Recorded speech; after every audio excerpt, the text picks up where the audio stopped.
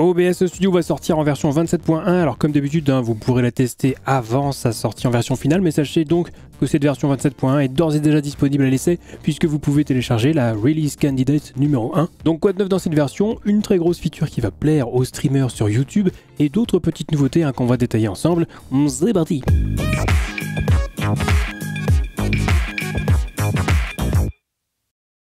Hello YouTube, c'est Tom, j'espère que vous allez bien. Si vous ne me connaissez pas, ça va faire 4 ans que je stream sur Twitch et depuis 1 an et demi. Je vous propose également quelques petits conseils, astuces et autres tutoriels, voire des tests de matériel, tout ça en rapport avec le streaming, donc n'hésitez pas à parcourir les autres vidéos de la chaîne. En ce qui concerne les changements de cette nouvelle version 27.1 d'OBS, on va faire comme à chaque fois, en commençant rapidement par les correctifs, puis les améliorations, et enfin les nouveautés à proprement parler. Donc si on jette un œil au changelog, on voit quelques corrections de bugs, notamment un correctif sur le bitrate dynamique à activer dans les paramètres avancés d'OBS, et qui pouvait mal fonctionner avec les encodeurs matériels, donc typiquement NVENC ou l'encodeur AMD. Un autre bug fixe concerne le tampon de relecture qui pouvait crash dans certaines situations quand il était utilisé par des plugins. Le tampon de relecture, on en reparlera d'ailleurs dans une prochaine vidéo, donc surveillez bien les prochaines sorties. Ensuite, si on s'intéresse aux améliorations, on en a qui ont réduit l'utilisation du processeur sur les sources médias, donc ça c'est vraiment plutôt sympa aussi. La petite fenêtre d'avertissement qui indiquait qu'il manquait des fichiers sur une collection de scènes peut désormais être affichée en passant par le menu collection de scènes, et elle indiquera aussi les fichiers manquants pour les transitions Stinger. Niveau esthétique, quand une source est masquée, son nom sera également désormais grisé pour faciliter la lecture.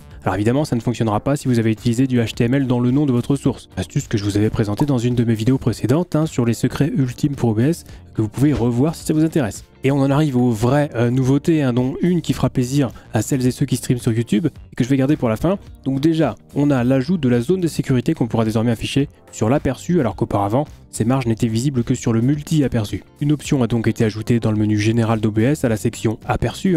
Au final, ça concernera peu de monde, parce qu'en général, les moniteurs modernes sont capables quand même d'afficher l'intégralité de l'image, mais sur certains vieux écrans, il arrive parfois que ce soit un petit peu rogné, d'où cette fameuse zone de sécurité qui indique la partie de l'image qui ne sera jamais rognée. Enfin, selon un certain standard télévisuel, mais bon, là ça devient technique, donc on va pas trop détailler. Ensuite, on parlait du multi-aperçu juste avant, et bien il est désormais possible d'utiliser une disposition à 18 scènes, alors qu'avant on avait le choix que entre 8 ou 24. Donc évidemment, ça n'intéressera plus volontiers les plus grosses productions, pour le commun des mortels comme vous et moi, ça n'a pas trop d'intérêt. Encore que ça peut être marrant à tester, donc si vous voulez activer le multi-aperçu, réglez simplement la disposition dans le menu général d'OBS. Ensuite, vous allez dans le menu afficher, option multi-aperçu, vous aurez le choix entre du fenêtré ou du plein écran, et voilà.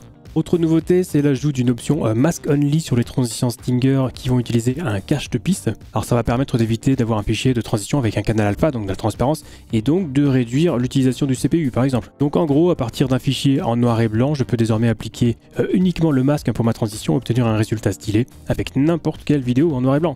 Donc ça, c'est plutôt pas mal. Ensuite, une nouveauté qui m'intéresse personnellement, même si pour l'instant ça parlera peut-être pas à beaucoup de monde, mais avec cette nouvelle version d'OBS, il sera possible de donner des permissions à une source navigateur. Dans les propriétés de la source, on aura un nouveau menu déroulant qui permettra de donner un accès partiel ou total à OBS, ou aucun accès du tout, la valeur par défaut étant la lecture uniquement en classique. En gros, ça veut dire que les sources navigateurs vont pouvoir interagir avec OBS, avec les scènes, les sources, avec le tampon de lecture. Donc perso, j'imagine bien à l'avenir des plugins développés à base de sources navigateurs, ce qui serait vraiment incroyable et ouvre encore plus le champ des possibilités à la création. Donc vraiment, j'ai hâte de voir ce que ça va donner au niveau de la commu des développeurs qui aiment bien jouer avec OBS. Mais à mon avis, c'est pas impossible qu'on commence à voir arriver des outils capables d'interagir avec OBS et basés sur des sources navigateurs. Donc à surveiller d'ici quelques mois. Et on termine bien sûr avec la grosse nouveauté de cette version 27.1 d'OBS, celle que vous avez vue sur la miniature. C'est tout simplement la possibilité de lier son compte YouTube à OBS. C'était déjà possible avec Twitch, et ça permet par exemple d'afficher des docs liés à Twitch, ou le chat par exemple. Et bien même chose maintenant pour YouTube, on pourra afficher le chat, même si pour l'instant il est en lecture seule, mais je doute pas qu'on pourra s'en servir pour envoyer des messages